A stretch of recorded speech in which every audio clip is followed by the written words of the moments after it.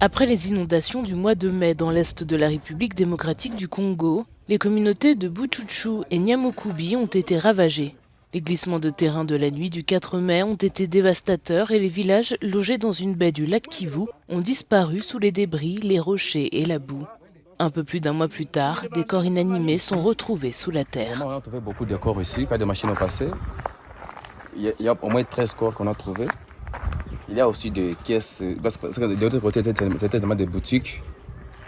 Bon, on a trouvé des caisses vides, des alcools, de l'argent, et des habits aussi, des matelas qui étaient déjà abîmés. Mais c'était de l'autre côté. Selon les services de la province, plus de 2500 personnes sont toujours portées disparues. Officiellement, seuls 443 ont été enterrées.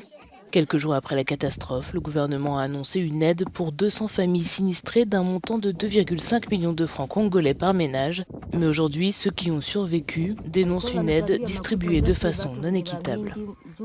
Ils nous ont dit qu'il y avait beaucoup d'argent, mais ils l'ont détourné eux-mêmes. Ils ne nous ont donné que 380 000 francs congolais au lieu des 2 500 000 annoncés par le gouvernement.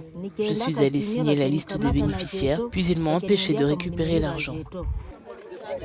Des habitants ont été accusés d'avoir détourné des cercueils ainsi que l'aide humanitaire composée de matériel, de sacs de riz, de couvertures et de vêtements. On a des informations selon lesquelles il y a même des sacs de riz et des sacs de farine, des blanquettes et des habits de femmes qui ont été découverts à Calais et Centre. Alors que les femmes de Nyamukubi et les femmes de Buchuchu qui sont victimes directes de ces inondations, vous avez vu, elles passent la nuit à même le sol et elles n'ont même pas quoi mettre sur la dent.